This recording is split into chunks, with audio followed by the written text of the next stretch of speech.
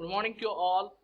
We discussed last class about this illumination chapter, that is what is radian and what is this solid angle and what is the luminous power and what is this lumen, and we discussed about the history of luminous flux, candle power, illumination. We discussed about the illumination, and there are two types of two laws of illuminations. Okay, so we will discuss one by one. So illumination, we know that it is defined as the number of lumen falling on the surface per unit area. Okay, it is denoted by a symbol, and it is I and is measured by a lumen per square meter for flux or a meter candle. If a flux of a lumen falls on the surface area, then the illumination of that surface is lumen per meter. That is called as a you can say this a lumen per meter is your units. Okay, lumen per meters. So we discussed about the MHCP, MSCP and reduction factor. We discussed last class. Reduction factor means it is MSCP by MHCP, and we discussed about MHSCP and what is luminous, what is the lamp efficiency. Lamp efficiency is nothing but it is the ratio of luminous flux to your power input. It is expressed in lumen per watt. That is called as a lamp efficiency. So there are two laws of illumination. One law of inverse square, another is lumbar cosine law. Okay, so the law of inverse square states that the illumination of a surface is inversely proportional to the square of the distance between the surface and the light source, provided that distance between the surface and the source of surface is large, so that the source can be regarded as a point source. So that means it is one of the law. You have to be remember there are two types of law basically. One is law of inverse squares, and another is Lombard's cosine law. So the law states that, but we go for mathematical derivation for the law of inverse squares. That is, so the law of inverse squares, if the source of light which emits the light equally in all directions be placed at a center of a hollow sphere, the light will fall uniformly on the inner surface of the sphere.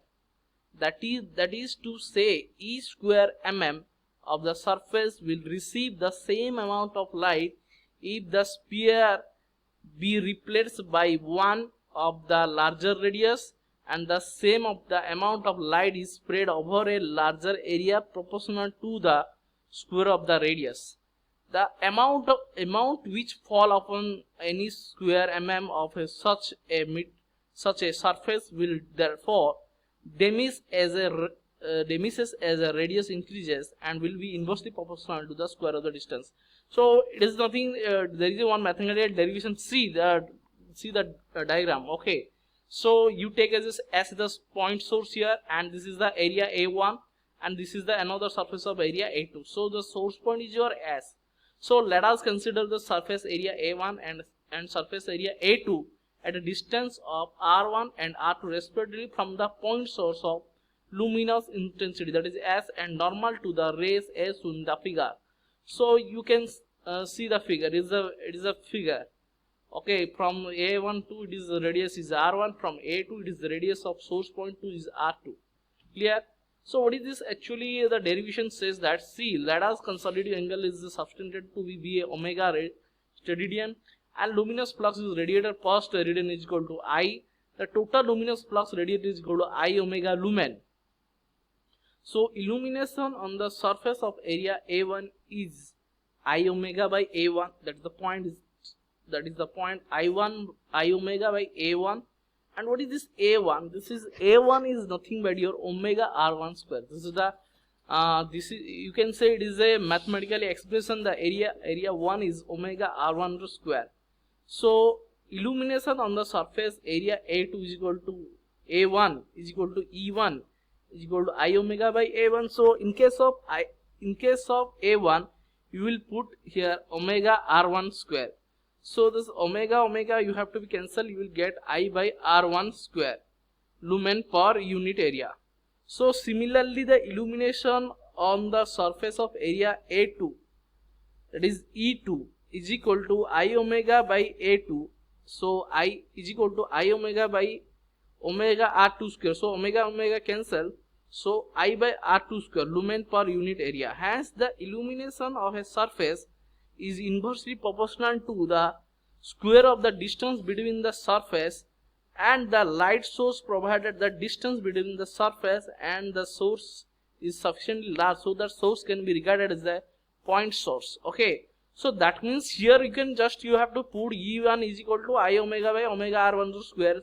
So in the place of A1 you will put here omega r1 square, omega omega cancel, so I by r1 square lumen per unit area you will get. So E2 similarly I omega by A2, so A2 in the place of A2 will put omega r2 square. So omega omega cancel in above and below, so we will get I by r2 square, the lumen per unit area. So next come to another law that is called as Lambert's, that is called as the Lambert cosine law. This law states that the illumination at any point on the surface is proportional to the cosine angle between the normal at that point and the duration of a luminous flux. That means here you can say that here you can let us consider the source point is a here S, and the area over the spread is increases in the ratio of AB by AC is equal to 1 by cos theta. Basically we can say it is a triangle, so we can consider this ABC as a triangle, so we can consider the AC by AB is equal to cos theta. Then what about the AB by AC? So the ratio of AB by AC is equal to 1 by cos theta. So AB by AC is equal to your 1 by cos theta. So you can say that and illumination decreases in the ratio of cos theta by 1. That means cos theta by 1. So AC by AB, the expression of illumination becomes your E is equal to, the formula is the here E is equal to I cos theta by r square.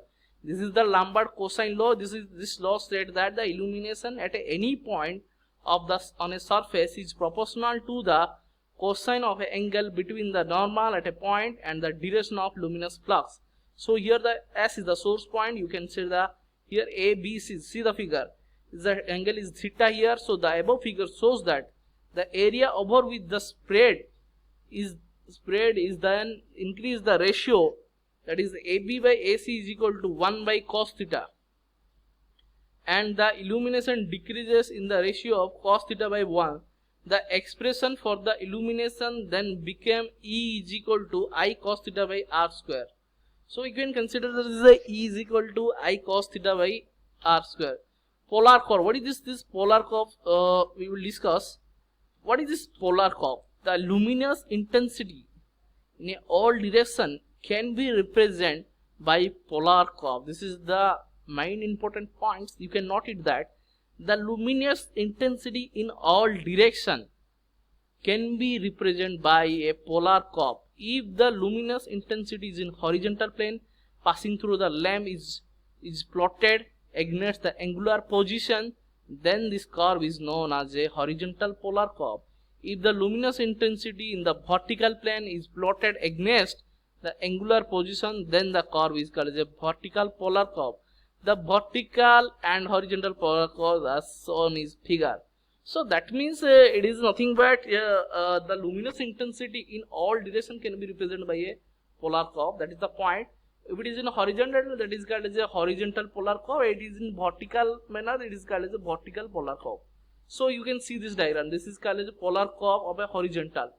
You can see here 0, 30, 60, 19, 180, 120, 150, 180, 150, 120, 90, 60, 30.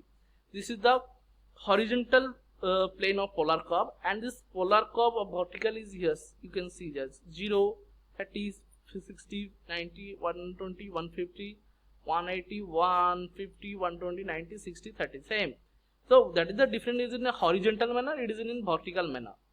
So the polar curve can be used to determine the mean MHCP and MSCP.